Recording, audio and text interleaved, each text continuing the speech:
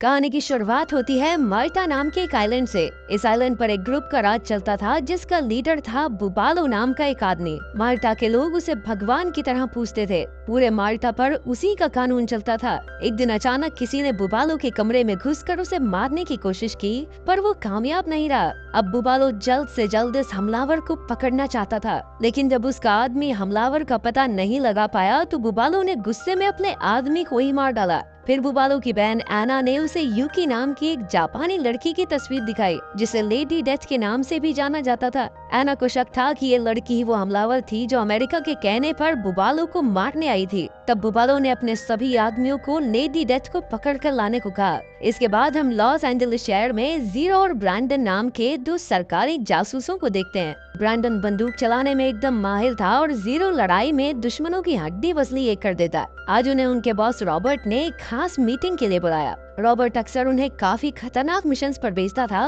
और इस बार रॉबर्ट ने उन्हें माल्टा जाकर लेडी डेथ को सुरक्षित बाहर लाने का मिशन सौंपा। लेडी डेथ इन दोनों की बहुत अच्छी दोस्त भी थी। रॉबर्ट ने बताया कि वो बुबालो को मारने के मिशन पर गई थी, पर कई दिन से उसकी कोई खबर नहीं आई और अब बुबालो हाथ धोकर लेडी डेथ के पीछे पड़ा है। इसीलिए रॉबर्ट चाहता था कि ब्रैंडन और जीरो लेडी डेथ को बचाने के साथ साथ बुबालो और उसके 5 खास आदमियों को भी खत्म कर दें। ये सुनकर वो दोनों जोश में आ गए और बिना समय गवाए माल्टा की ओर निकल पड़े। जल्द ही बुबालो के अड्डे पर पहुंचकर ब्रैंडन अपनी राइफल के साथ तैनात हो गया और इधर जीरो गार्ड्स के भेस में अंदर घुस आया। वहाँ एक शानदार पार्टी चल रही थी जहाँ जीरो बड़े आराम से गार्ड्स में मिल गया। तभी उसकी नजर बुबालो के खास आदमी फावा पर पड़ी। उसने जाकर फावा से कहा कि बुबालो उससे छत पर मिलना चाहता है। उधर ब्रैंडन को एना दिख गई, लेकिन उसके साथ एक बॉडीगार्ड भी था। इधर जीरो ने बुबालो की दूसरी साथी कैटरीना को भी देखा और उसे भी छत पर जाने को कहा। वहीं ब्रैंडन ने बुबालो के एक साथी मस्कैट को देखा और सीधा गोली मारकर उसका काम तमाम कर दिया।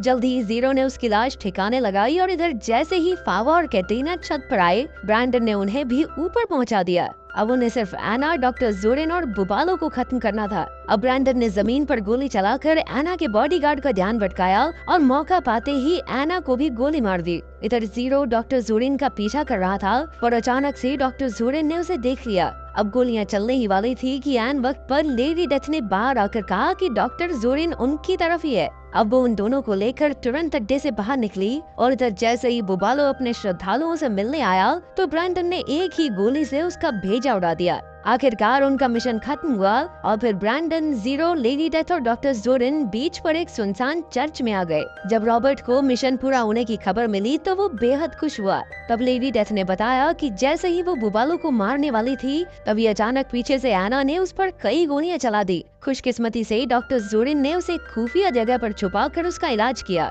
असल में जोरेन भी बुबालो से नफरत करता था। आखिरकार सबने जोरेन का शुक्रिया अदा किया और सोने चले गए। पर सुबह उठते ही ब्रैंडन के होश उड़ गए क्योंकि उसकी जीप और जोरेन दोनों ही गायब थे। जोरेन ने उसका लैपटॉप और खुफिया फाइल्स भी चुरा ली थी और वो सीधा एक कैफे में पहुंच गया। लेकिन वो ये नहीं जानता था कि जीरो भी जीप में पीछे सो रहा था। जोरेन के उतरते ही जीरो भी उसके पीछे हो लिया। जीरो ने अपने एक साथी पीट को फोन किया जो एक कंप्यूटर हैकर था। उसने पीट से पता लगाने को कहा कि आखिर जोरेन लैपटॉप पर कर क्या रहा है। जल्द ही पीट ने पता लगाया कि जोरेन ने लैपटॉप से कई खुफिया फाइल्स चुरा कर अपने फोन में भेजी थी और अब वो ये सारी जानकारी कैस्पेन नाम के एक आदमी को बेचेगा। ये सुनकर जीरो ने तुरंत इसकी खबर ब्रैंडन और लेडी डेथ को दी और जल्द ही वो सब भी उस जगह पहुंच गए जहां जोरेन कैस्पेन से मिलने वाला था। कुछ ही देर में कैस्पेन वहां आया और जोरेन ने जानकारी वाला फोन उसके हवाले कर दिया। लेकिन वो कहां जानते थे कि लेडी डेथ कैस्पेन की गाड़ी के नीचे छिपी हुई थी। उसने अचानक जोरेन को गोली मार दी, लेकिन कैस्पेन ऐन वक्त पर वहां से भाग निकला।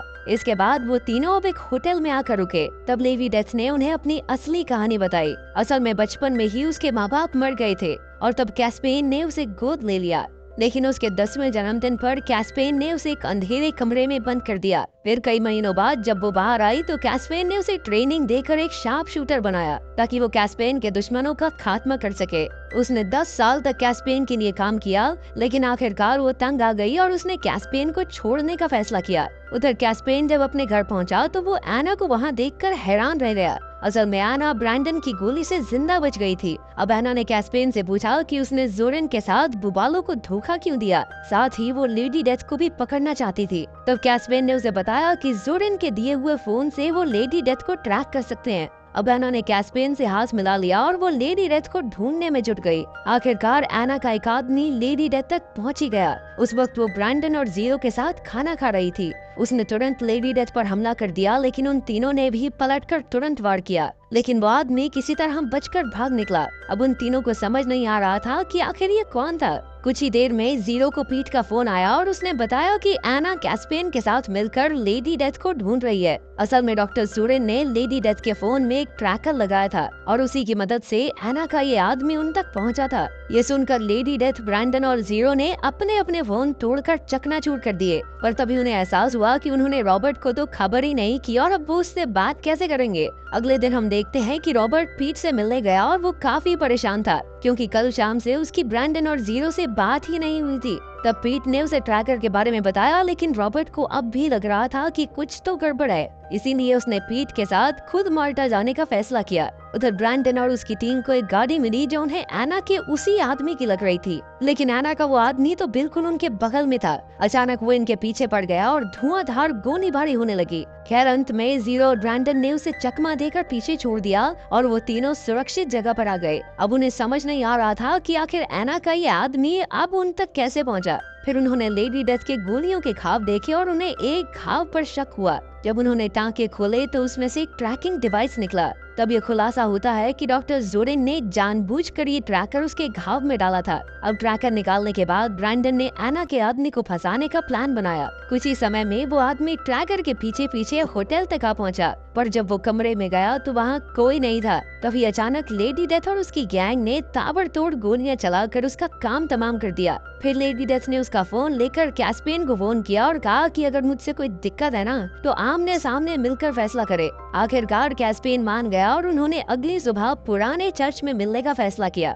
अगली सुबह लेडी डेथ भी वहां पहुंच गई और जल्द ही कैस्पेन भी अपनी गाड़ी में आ गया, लेकिन तभी एना और उसकी पूरी टीम ने उन्हें चारों ओर से घेर लिया। इधर ब्रैंडन और जीरो लेडी डेथ पर नजर रखे हुए थे, पर एना ने उन तीनों को पकड़कर बंदी बना लिया। इसके बाद उन्हें बुबालो की हवेली में लाया गया, जहां एना उन्हें खत्म करने ही वाली थी। दूसरी ओर रॉबर्ट और पीट भी अपनी बोट में यहाँ पहुँचने ही वाले थे। रॉबर्ट को पहले से ही थोड़ा आइडिया तो लग गया था कि ब्रैंडन और जीरो खतरे में है, इसीलिए उन्होंने हवेली के सीसीटीवी कैमरास हैक कर लिए। तब उन्होंने देखा कि एना ने उन तीनों को बंदी बना रखा था। अब पीट सीसीटीवी कैमरास की मदद से रॉबर्ट को रास्ता बताता रहा और रॉबर्ट एक एक करके गार्ड्स को मारने लगा। वहीं लेडी डेथ को कैस्पेन और एना के सामने लाया गया। कैस्पेन उसके धोखे से काफी गुस्से में था और अचानक उसने लेडी डेथ के सर पर बंदूक तान दी, लेकिन वो भी कोई कच्ची खिलाड़ी नहीं थी। उसने तुरंत कैस्पेन का हाथ मरोड़कर बंदूक छीन दी और सबसे पहले एना को ठिकाने लगाया। अब वो कैस्पेन को भी मौत के घाट उतारने ही वाली थी कि अचानक कुछ गार्ड्स ब्रैंडन और जीरो को पकड़कर वहां ले आए। उन्होंने लेडी डेथ से कैस्पेन को छोड़ने को कहा, वरना उसके दोस्त जान से हाथ धो बैठेंगे। अपने दोस्तों की जान बचाने के लिए लेडी डेथ ने कैस्पेन को रिहा कर दिया, मगर जैसे ही कैस्पेन भागा तो अचानक वहाँ गोलियां चल गई। ये कोई और नहीं बल्कि रॉबर्ट और पीट ही थे, जो अपने साथियों को बचाने आए थे। अचानक चारों ओर से भयंकर गोलीबारी होने लगी और बेचारा पीट डर गया और ऊपर वाले कमरे में भाग गया। पीट भी कह रहा हुआ, भाई तुम्हारा कंप्यूटर चलाता, गोलियां नहीं। इधर रॉबर्ट अपनी टीम के साथ एक एक करके सभी गार्ड्स को मारता जा रहा था, लेकिन कुछ ही समय में बाहर कई गार्ड्स ने लेडी डेथ को चारों ओर से घेर लिया। वहीं ऊपर अचानक पीट के सामने कैस्पेन आ गया, पर अब कैस्पेन की बंदूक में गोलियां खत्म हो गई थी। आखिरकार पीट ने मौके का फायदा उठाकर कैस्पेन को गोली मारकर घायल कर दिया। बाहर लेडी डेथ ने बड़ी बहादुरी से सभी गार्ड्स का सामना किया, लेकिन जल्द ही गार्ड्स उस पर भारी पड़ने लगे। अब उसकी कहानी खत्म होने ही वाली थी कि ऊपर से जीरो ने मशीन गन से सभी गार्ड्स को भून दिया। इसके बाद वो सब कैस्पेन को ढूंढने गए, पर उसे तो पीट ने पहले ही घायल कर दिया था। उन्होंने इस सब के बारे में पुलिस को खबर की और अमेरिका वापस लौट आए। अगले दिन उन्होंने टीवी पर देखा कि कैस्पेन को पुलिस ने गिरफ्तार कर लिया था। तभी अचानक किसी ने कैस्पेन को गोली मार दी। ये किसी और का नहीं बल्कि लेडी डेथ का ही काम था। असल में वो कैस्पेन से हिसाब चुकता करने के लिए माल्टा में ही रुक गई थी।